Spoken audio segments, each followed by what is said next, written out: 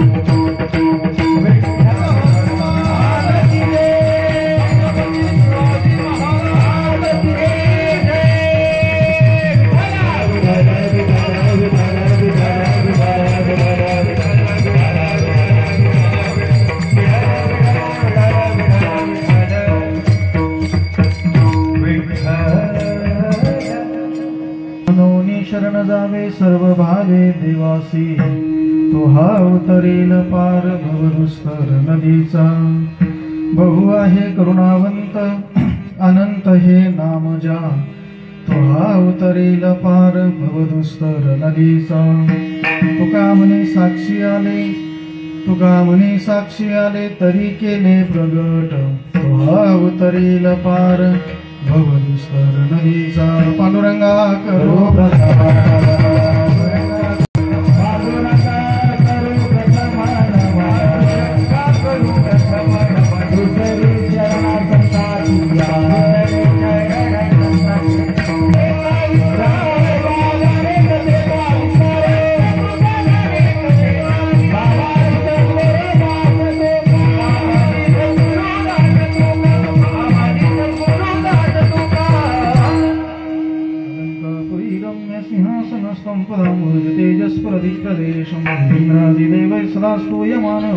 समाधिस्तमूर्तिं भजे ज्ञानदेवं नमो ज्ञानेश्वर नमो ज्ञानेश्वर। निवृत्तिउदारा सोपान देवा मुक्ताबाई नमो त्रिभुवन पावनी अद्यत्रे जननी देवाची। नमो सद्गुरु तुकया ज्ञानदीपा, नमो सद्गुरु सच्चिदानंद रूपा, नमो सद्गुरु भक्त कल्याण मूर्ती, नमो सद्गुरु भास्करा पूर्ण कीर्ती। विठ्ठल विठ्ठल वासी तुहा अवतरील पार भवदुस्तर नदीचा। प्रस्तुत प्राप्त प्रसंगी चिंतन सेवेसाठी उपस्थित केलेला भंग श्रीमंत श्री संत जगद्गुरु तुकाराम महाराजांचा असून या अभंगाद्वारा जगद्गुरु तुकोबार आहे, भगवान परमात्म्याला शरण का जायचं आहे, भगवान परमात्म्याला शरण कसं जायचं आहे, देवाला शरण गेल्यानंतर तो आपल्यासाठी काय करणार आहे, ज्या देवाला आपण शरण जाणार आहोत त्याचा स्वभाव कसा आहे, आणि महाराज सांगतात ही प्रत्यक्ष माझ्या अनुभूतीला आली म्हणून तुमच्या समोर प्रगट केलेलं आहे। विठ्ठल संभाजीनगर, आणि या संभाजीनगर शहरामध्ये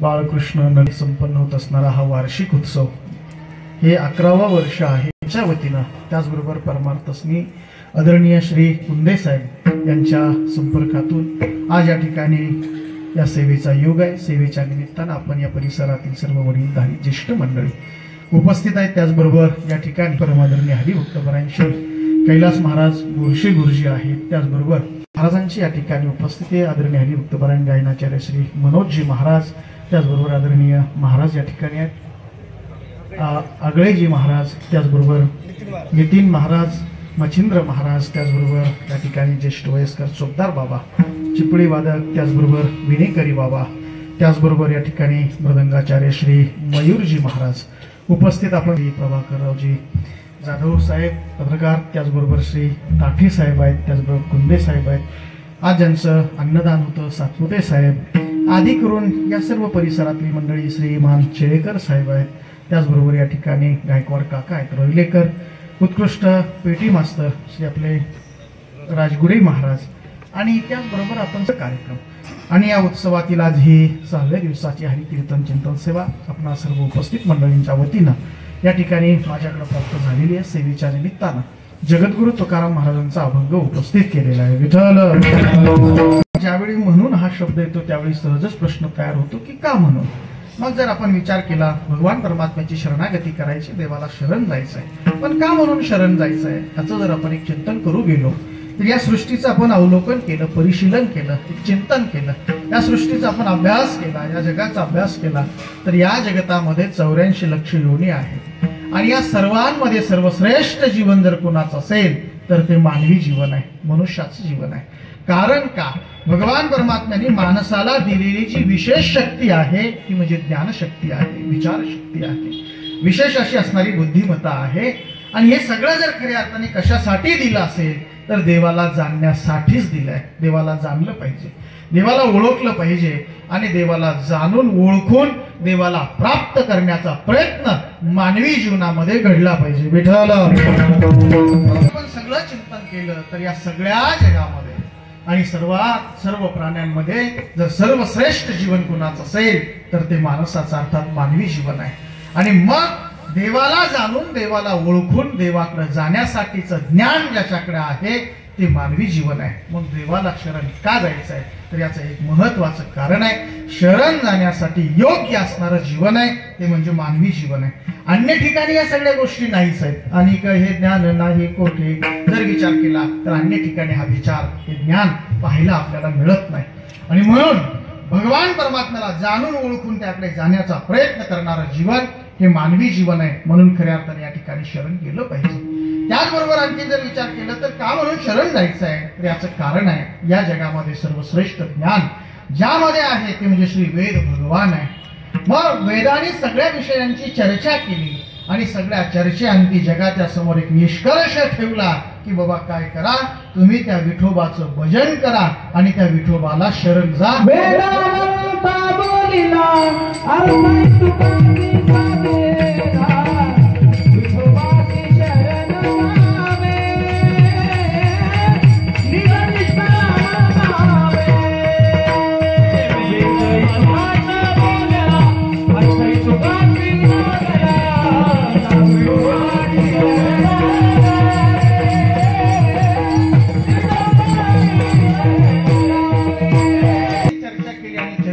जगाच्या समोर आणि माणसाला एक निष्कर्ष दिला एक सिद्धांत दिला की तुम्ही एक काम करा. काय करा विठोबा शे शरण जावे निज निष्ठा नाम गावे. एक काम करा अंतकरणामध्ये भगवान परमात्म्याच्या प्रीती हृदयामध्ये भाव धारण करा निष्ठा धारण करा आणि निष्ठापूर्वक निष्ठेनं त्या भगवान परमात्म्याचं नामचिंतन करा आणि त्या विठोबाला भगवान परमात्म्याला शरण जा. विठोबा शे शरण जावे हे आम्हाला कोणी सांगितलं तर वेदाने सांगितलं. वेद अनंत बोलिला अर्थ तुकाची साधिला विठोबा शे शरण जावे निज निष्ठा नाम गावे. मग भगवान परमात्म्याचं नामचिंतन करायचंय नाम गायचंय आणि भगवान परमात्म्याला शरण जायचंय हे आम्हाला वेदानं श्रुती मातेनं सांगितलं. मग ठीक आहे मला श्रुती सांगते वेद सांगतोय आम्ही का ऐकायचं हा एक विचार आहे. जर कधी विचार केला सांगणारा सांगत असेल सांगणारे माणसं आता सांगणारे भरपूर भेटतात पण सांगणारे सांगत असताना ऐकणाऱ्यांनी का ऐकलं पाहिजे हा सुद्धा एक विचार आहे. मग का ऐकलं पाहिजे ऐकणाऱ्यांनी का ऐकावं तर त्याचं एक महत्वाचं कारण आहे. सांगत असणारा सांगणारा कोण आहे. जे सांगतोय ते आपल्यासाठी काय कामाचं आहे आपल्या हिताचं आहे का आपल्या कल्याणाचं आहे का. त्याचबरोबर त्याचा हेतू काय आहे आणि जे सांगतो त्यानं आपल्याला काय मिळणार आहे हा सगळा विचार ऐकणाऱ्यांनी केला पाहिजे. आणि हा सगळा विचार करून ज्यावेळी सांगणारा सांगतोय त्यावेळी या ठिकाणी आपण ऐकलं पाहिजे. मग जर विचार केला तर श्रुती मातेचं आपण का ऐकायचं तर याचं एक कारण आहे. माऊली सांगतात श्रुती मातेसारखी परोपकारी माऊली या जगामध्ये दुसरी नाही. विठ्ठल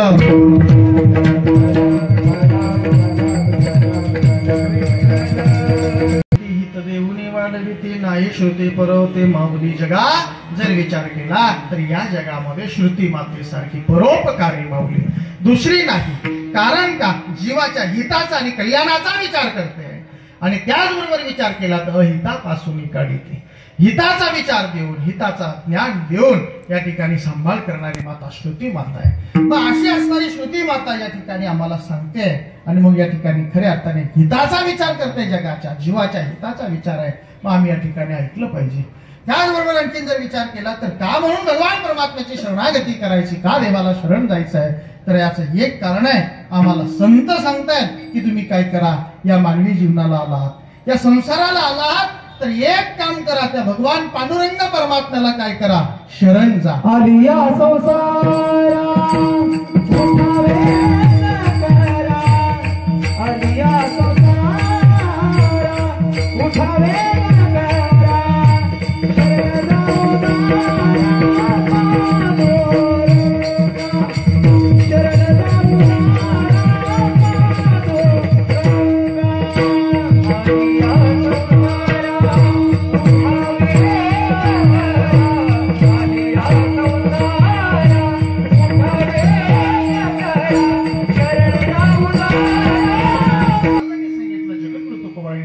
शरण जा उदारा पांडुरंगा. एक काम करा तुम्ही या संसाराला आलात मानवी देहाला प्राप्त झाला आहात या जगामध्ये तुम्ही जन्माला आला तरी एक काम करा, आता काय करा, तो भगवान परमात्मा पांडुरंग परमात्मा उदार आहे आणि त्याला तुम्ही काय करा, शरण जा. तो कृपाळू आहे आणि म्हणून तुम्ही त्याची काय करा, शरणागती करा. शरण जा उदार पांडुरंग आम्हाला संतांनी सांगितलं. मग संतांचं आम्ही काय ऐकायचं, याचं महत्वाचं कारण आहे, संत जीवाच्या हिताचा विचार करतात. महाराज बोलतात, त्याची माझे हित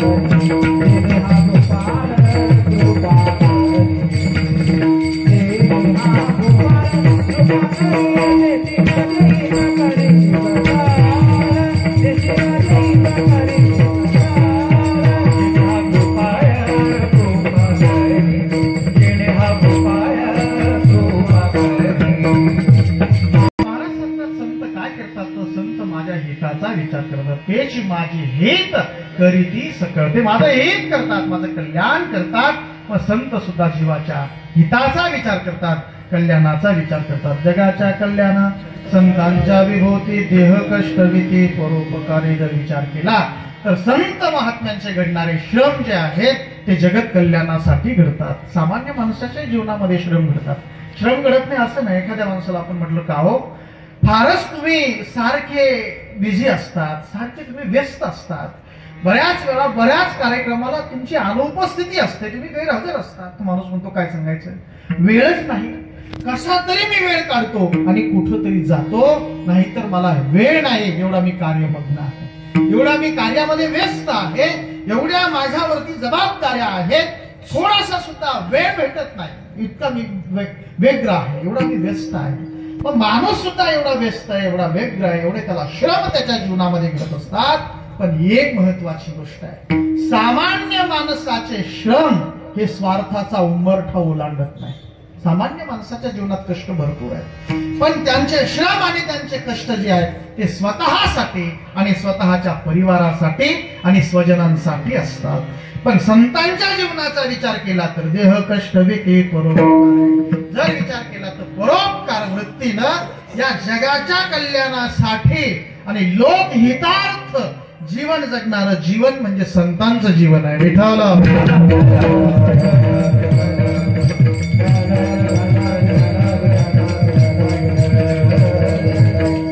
नित्य जगाच्या कल्याणाचाच विचार त्यांच्या अंतःकरणामध्ये असतो. त्यांचं हृदय व्यापक आहे, त्यांचं अंतःकरण व्यापक आहे आणि जगाच्या कल्याणाचाच विचार त्यांच्या खऱ्या अर्थाने हृदयामध्ये असतो. जर आपण एक विचार केला ना तर कधी कधी एक अवलोकन केलं आपण समाजाचं तर 4 प्रकारचे वर्ग आपल्याला पाहायला मिळतात. हे जीवन असं आहे, समोरच्याचं दुःख अडचणी वेदना पाहून त्यांना मनोमन थोडस बरं वाटतं त्यांना.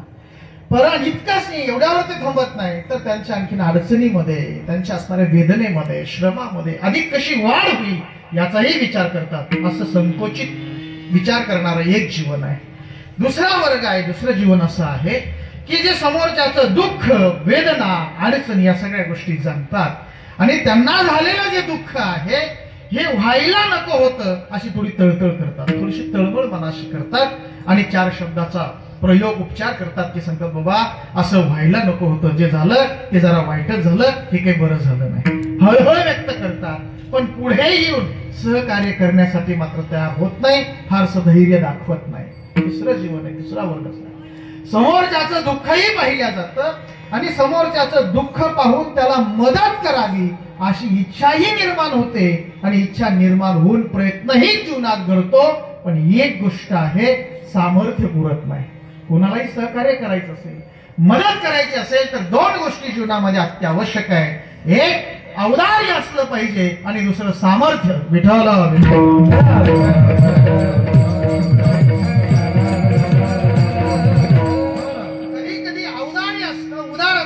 सहकार्याची भूमिका तयार होते पण सहकार्य करण्यासाठीच सामर्थ्य पुरत नाही.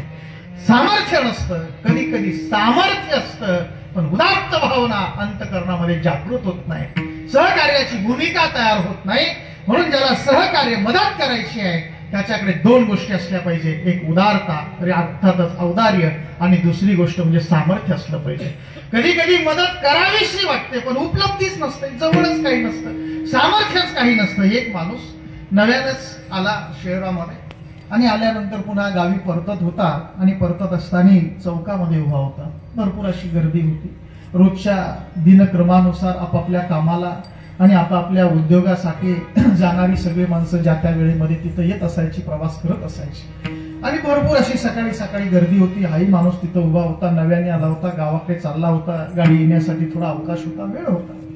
आणि तिथं जवळ उभा असल्यामुळे एक माणूस तिथं भिकारी गरीब होता आणि तो भिकारी यायचा, 2-5 रुपये 10 रुपये चहा पाण्यासाठी मागत असायचा.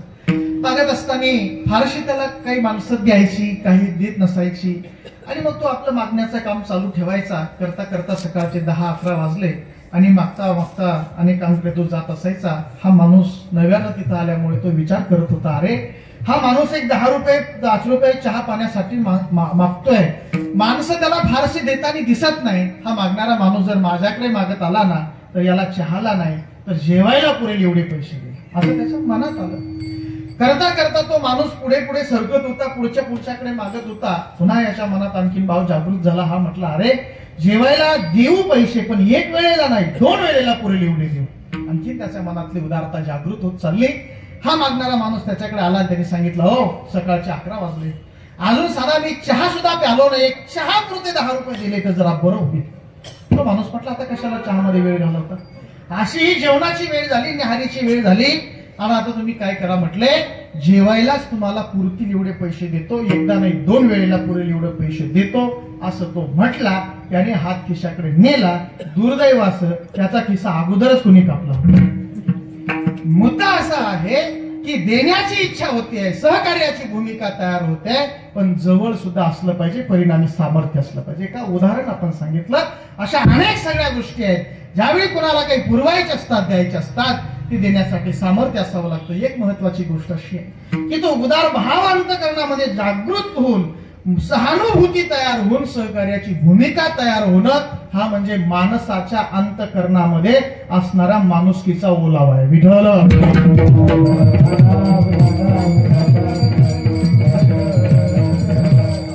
सहकार्य करावं असं वाटतं, तो पुढेही येतो, परंतु त्याचं परिणामी कधीतरी काय होतं, सामर्थ्य पुरत नाही. पण एक वर्ग असं या जगामध्ये सर्वश्रेष्ठ आहे, तो म्हणजे संतांचा वर्ग आहे. त्यांच्या जीवनाचा विचार केला तर ते उदारही आहेत आणि सामर्थ्यशीलही आहेत आणि ते आलेल्याला देतही असतात. संत उदार उदार भरले अनंत भंडार जर विचार केला तर तिथं कमीही काहीच नाही आणि देण्यासाठी सुद्धा औदार्य आहे.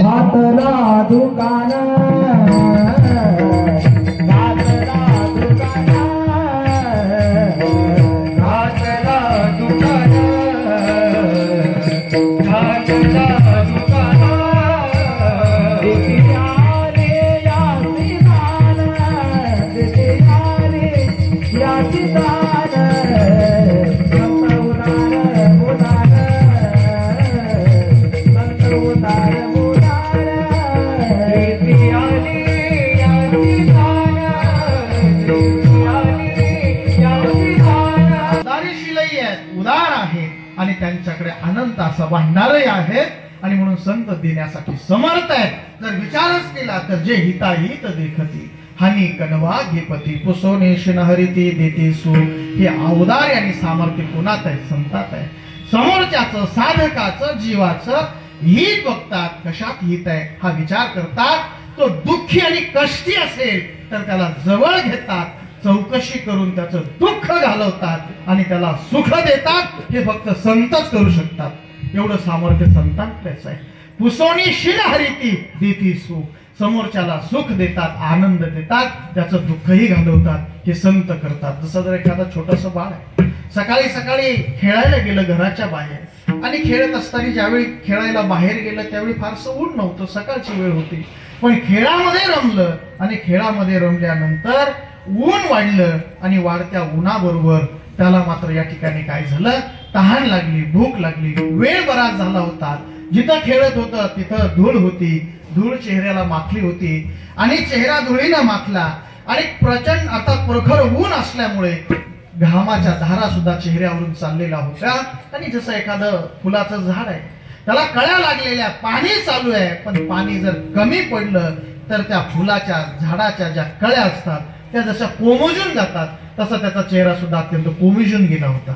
आणि असा तो छोटासा बाळ, छोटासा लेकरू घराकडे निघालं, दारात आलं. आईनं घरातून त्याला बघितलं, सांगितलं, का रे बाळा, थकलास का, शिंगलास का, भागलास का, कष्टी झालाय का, अरे कशाला चिंता करतो, मी आहे असं म्हटली. जवळ घेतलं आणि आपल्या जवळ घेऊन प्रेमानं फक्त त्याच्या डोक्यावरून हात फिरवला. त्याचा सगळा शिनवटा जसा निघून जातो ना, तशा दुःखी कष्टी माणसाला संत जवळ घेतात आणि जवळ घेऊन त्याचं काय करतात, दुःख घालवतात आणि सुख देतात. भागलेल्या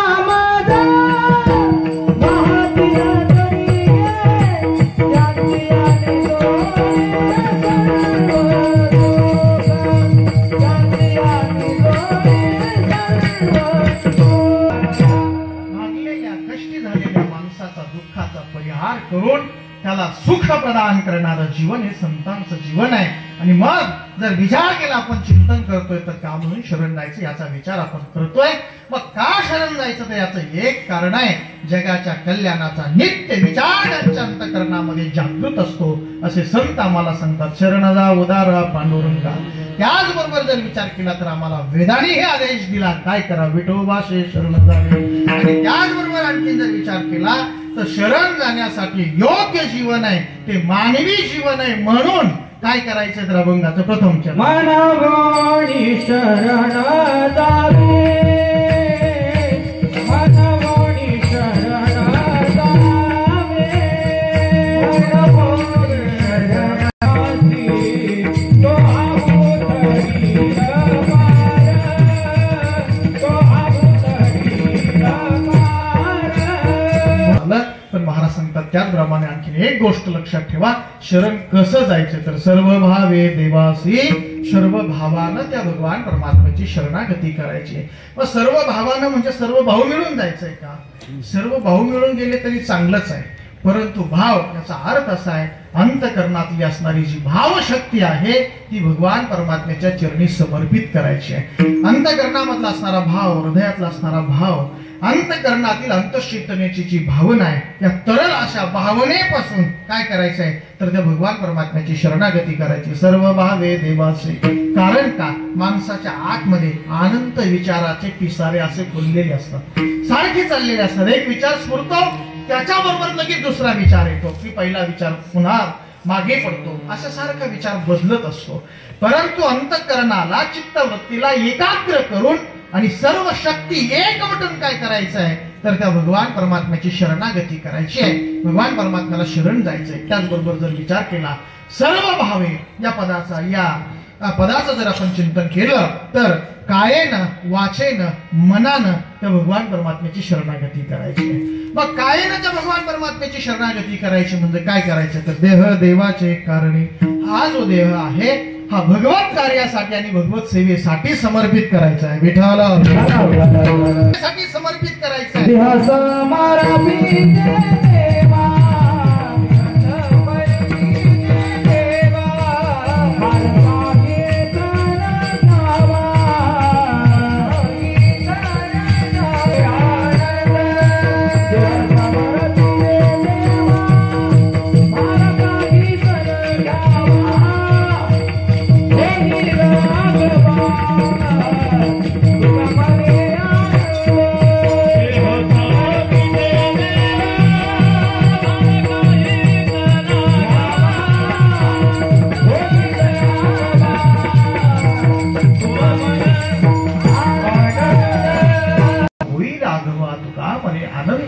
हा देहच देवाला समर्पित करायचा. याचा अर्थच असा आहे की याद्वारा घडणारं जे कार्य आहे या कार्याचा भार न देता देवाने मला या सेवेसाठी नियुक्त केलंय असा भाव मनामध्ये धारण करायचा. कारण का जर विचार केला आपण तर प्रत्येक माणसाचं कर्म वेगळं आहे, प्रत्येकाचं कार्य वेगळं आहे. आणि एक जर आपण चांगला चिंतन आणि विचार जर केला ना तर एका माणसाला लागणारे सगळे वस्तू आणि पदार्थ एक माणूस कधीच निर्माण करू शकत नाही. एका माणसाला जगण्यासाठी आणि नित्य वापरासाठी लागणारे जेवढे पदार्थ असतील, जेवढ्या वस्तू असतील, सगळ्यांची गरज आहे. पण एक माणूस तेवढं सगळं निर्माण करू शकत नाही. पण त्याला मात्र सगळ्या वस्तूची, पदार्थाची गरज असते. पण तोही काहीतरी एखाद्या वस्तूचं, पदार्थाचं मात्र काय करतो, निर्माण करत असतो, काहीतरी उत्पादन करत असतो आणि त्याच्याही द्वारा इतरांसाठी तो लाभ घडत असतो. पण याच्यामध्ये एक महत्वाची गोष्ट आहे, प्रत्येक माणसाची भावना एकच असते की मला जे मिळावं ते चांगलं मिळावं, त्याच्यामध्ये माझी कुणीही फसवणूक करू नये, हेच माणसाला अपेक्षित असतं. एखाद्या दुकानात माणूस जातो, सगळी चौकशी करतो, अमुक वस्तू केवढ्याला, तमुक वस्तू केवढ्याला, हे काय भाव आहे, ते का भाव आहे, हे कसं आहे, ते कसं आहे. आणि सगळी चौकशी केल्यानंतर कधीतरी एखाद्या वेळी माणूस असं म्हणून जातो की एक काम करा, याच्यातला मला फारसा अनुभव नाही, तुम्ही रोज हेच काम करता, मग असं समजा की तुम्हालाच घ्यायचं आहे असं समजा आणि मला द्या आणि जे द्याल ते चांगलं द्या, बस माझा काही नाही, तुमच्यावर काय आहे, भरोसा आहे, मी तुमच्यावर विश्वास ठेवतो.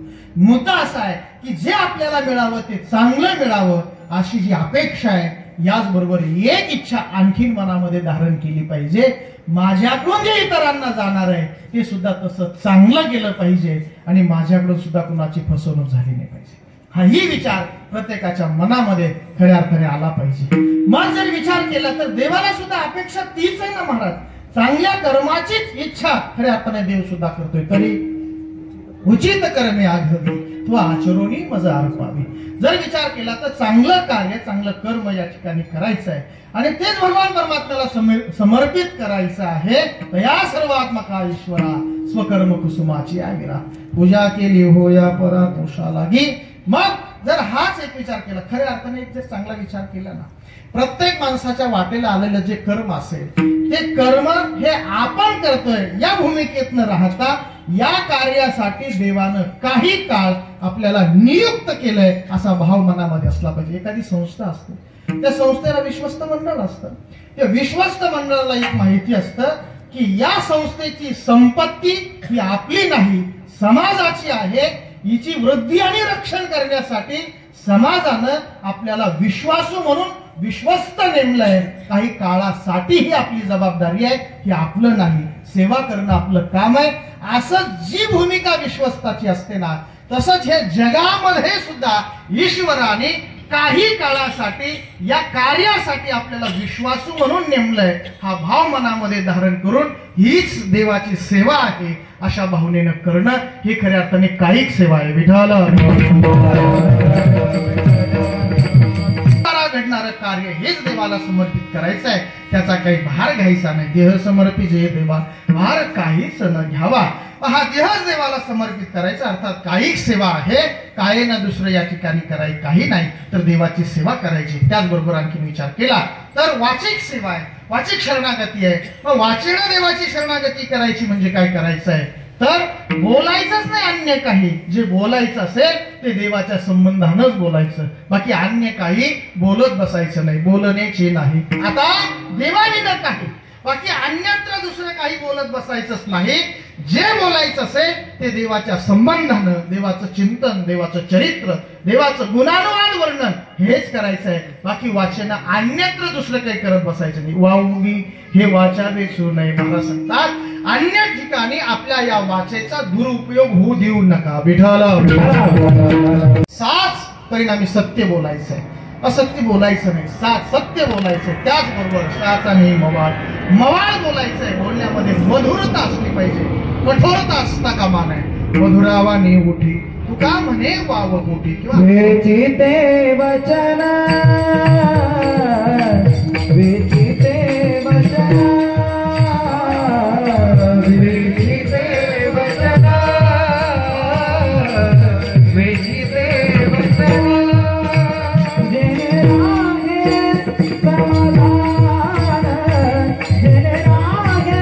बोलल्या जातंय दोघांचंही समाधान स्थिर राहिलं पाहिजे, समाधान टिकलं पाहिजे. कधी कधी होतं असं, सत्याच्या आविर्भावामध्ये अति कठोर शब्दाचा प्रयोग केला जातो, अति कठोर शब्द उच्चारले जातात.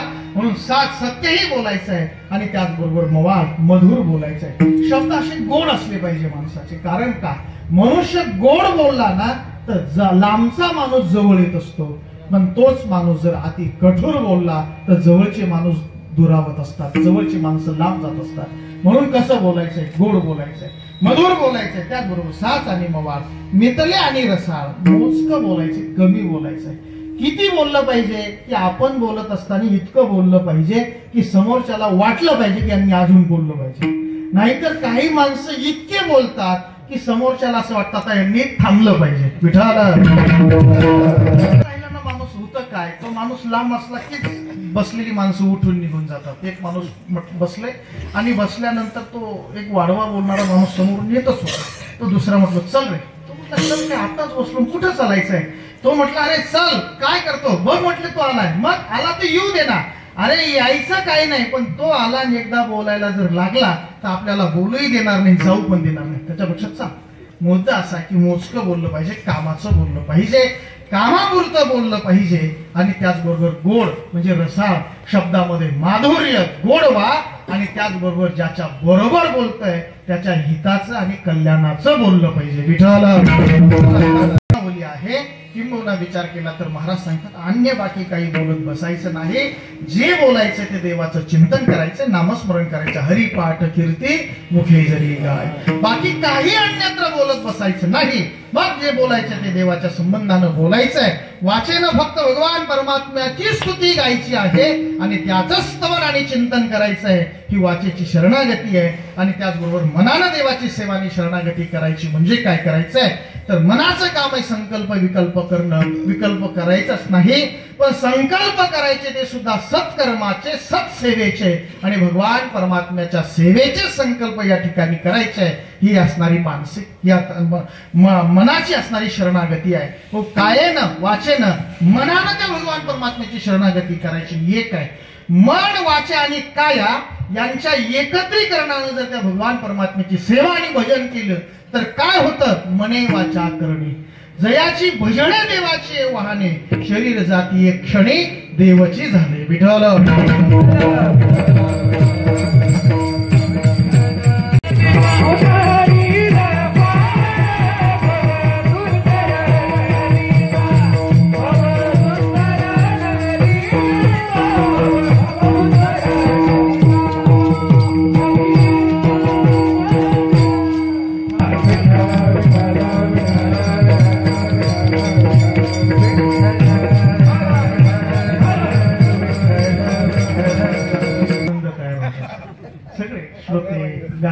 ऐकणारे वाजव सगळ्या ज्या गोष्टी आहेत सगळ्यांनी असं तन्मयतेने समर्पण वृत्तीने अशी सेवा केली किंवा असा आनंद सहजच निर्माण होत असतो.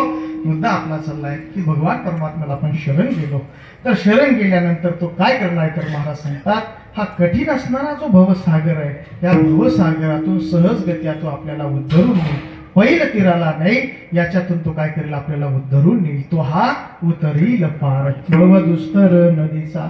हा कठीण आहे. इथं भव नदी म्हटलंय, कुठं त्याला भव सागर म्हटलं, कुठं भव सिंधू म्हटलं, कुठं भव नदी म्हटलं, कुठं हे जरी शब्द वेगवेगळे असेल तरी याच्यातला भाव आणि निरोप्य मात्र कसं आहे एकच आहे. आणि म्हणून महाराज सांगतात हा कठीण जरी असेल संसार सागर तरी मात्र काय करेल तर भगवान परमात्मा याच्यातून आपल्याला तारून आणि उद्धरून नेईल. जर एक विचार केला तर हा संसार सागर किती कठीण आहे. या संसाराचा जर विचार केला ना तर आपल्यालाच नाही तर जे मोठे आहेत त्यांना सुद्धा याच्यातून उद्धरून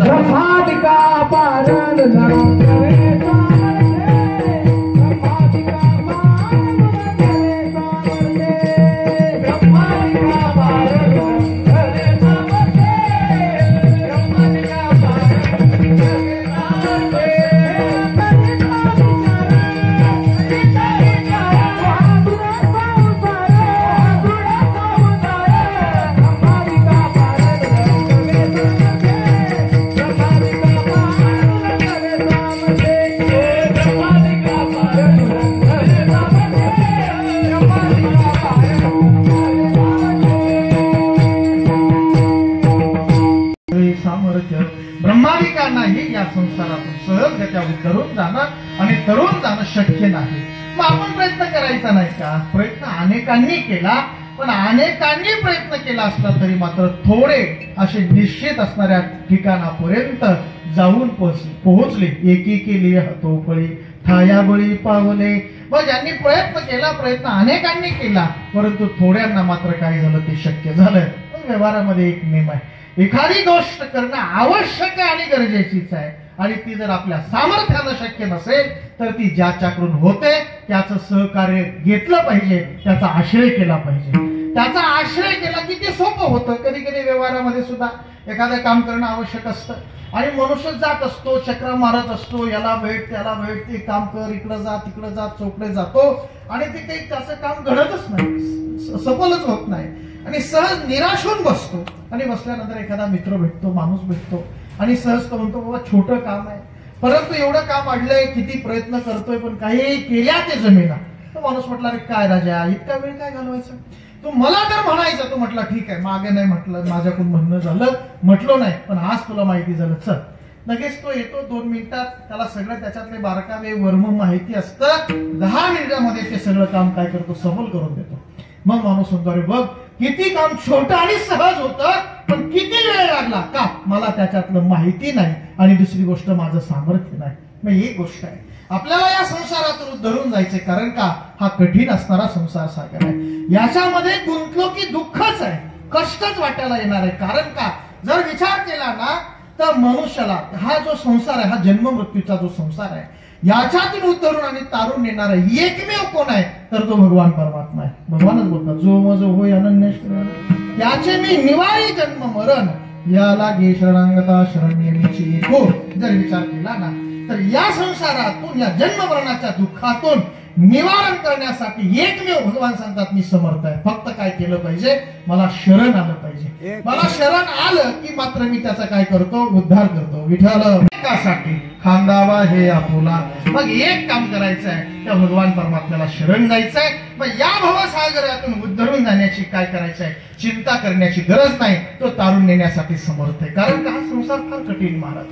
जन्माला येणं, जन्माला आल्यानंतर जीवन आहे, जीवन जगणं, पुन्हा मृत्यू समीप जाणं, पुन्हा जन्माला येणं, ही सारखं दुःखाची मालिका चालूच आहे ना जीवाच्या पट्टीमध्ये.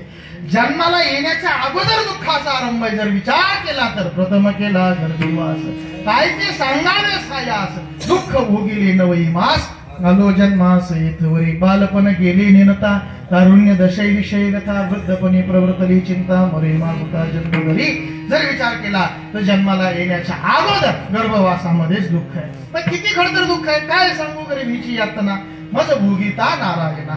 ही सगळी असणारी कठीण परिस्थिती आहे. त्याचबरोबर जन्माला आलो, गर्भवासाचं दुःख संपलं, पण पुढे बालपण गेले नेमता. बालपणामध्ये बुद्धी अत्यंत कुशाग्र असते, पण फारशी समज नसते. म्हणून समज देणारे समजदार मार्गदर्शक जर जीवनात मिळाले तर जीवन मात्र उत्कर्षाकडे जात असतं. मग बालपणाचा काळ आहे, पुढे तारुण्याचा विचार केला तर तारुण्यामध्ये अनेक जबाबदाऱ्या असतात, अनेक जबाबदाऱ्या, आणि त्याचबरोबर विषय विकार हे त्रास देतात. आणखी विचार केला वृद्धपणे प्रवर्तली चिंता. मग ह्या सगळ्या असणाऱ्या गोष्टी आहेत. मग हे सगळं ठीक आहे महाराज, पुन्हा सुटेल ना हे सगळं, हे जरी सगळं वाटत असलं तरी महाराज मरण पुढे येणारच आहे, आणि मग त्याचं हे सगळं संपेल, पण मरणानंतर पुन्हा आणखी जन्माला येणार. विठ्ठल